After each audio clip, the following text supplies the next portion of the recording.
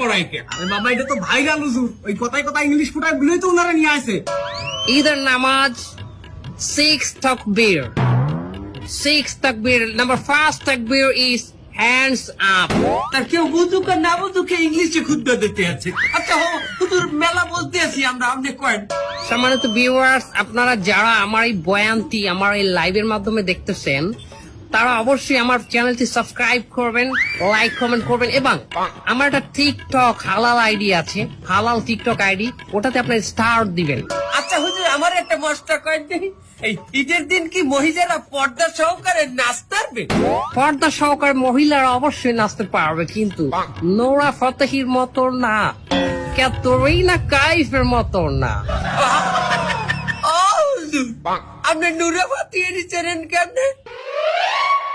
ক্যাটরিনা কাইফকে বাঁচালেন কেমনে?